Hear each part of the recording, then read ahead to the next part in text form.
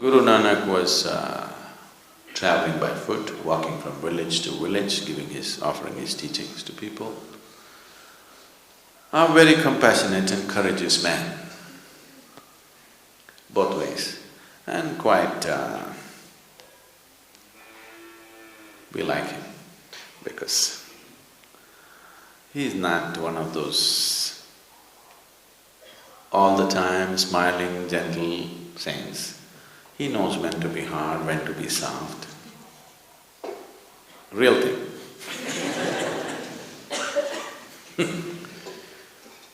So one day, he happened to be a guest in a home of a very rich man in the area.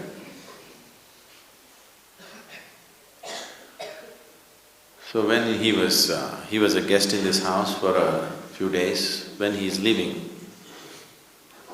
he gave this man a needle, a sewing needle. He gave this needle and said, "You keep this with you. Sometime when you see me, you can give it back to me. Till then, please keep it with you." A needle, not a golden one, just a simple needle. That man took it and kept it with him. Then after the Guru left, he told his wife, "The Guru gave me a needle and I'm supposed to keep it in safekeeping and give it to him later." The wife, who was little wiser than him, usually they think they are, said, "You fool, why did you take a needle from a Guru? If you take something from a man like him, and suppose he's an old man and if he dies and you don't get to give back this needle, what will you do? You will be in debt forever. Taking a needle from a Guru, why did you take it? You should not receive anything from a man like him. What we offer is fine, never take anything from a man like him. And if he dies and goes away, you can't carry this needle to heaven and give it there. It is not possible to take the needle to heaven and return it there. So you will be in debt forever and ever and ever, and you will not be able to wash off that one karma, and it may mean 1,000 lifetimes. This is not a good thing. Just somehow find him and return it to him immediately." So the man started trekking behind the Guru. The Guru walks fast. But slowly, after a couple of months, the man caught up as to where he is. And then he said, "Oh my Guru, I don't want to carry this needle with me because just in case you're an old man, if you die, and I will be left in debt forever. And I know I cannot carry this needle to heaven and return it to you there." So, Guru Nanak said, "So you know that you can't carry this needle to heaven.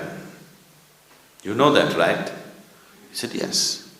"Then when you know this, that you can't carry a needle, what are all these things that you're accumulating?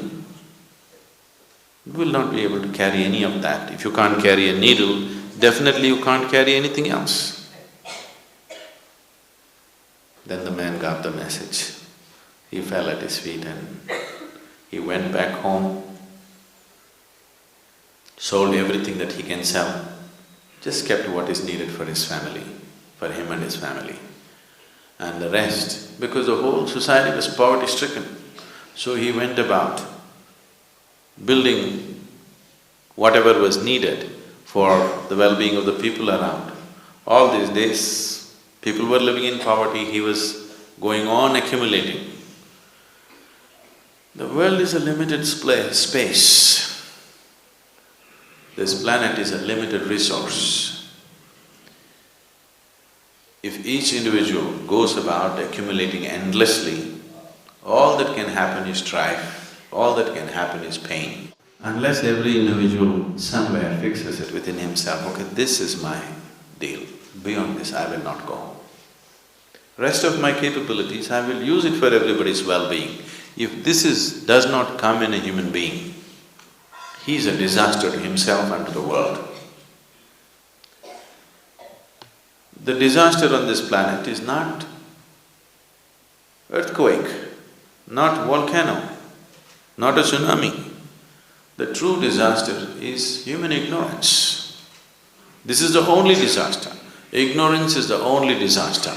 Enlightenment is the only solution. There's really no other solution, please see. So, spiritual process, if it has to become alive, this is not about renunciation. This is just about living sensibly. Wrong words have been put by external scholars. There is no such word as renunciation in any of the Indian languages, if you don't know this. Yes? There is no such word as renunciation in Sanskrit language. It is the outside scholars who come and say, oh, this man is renounced.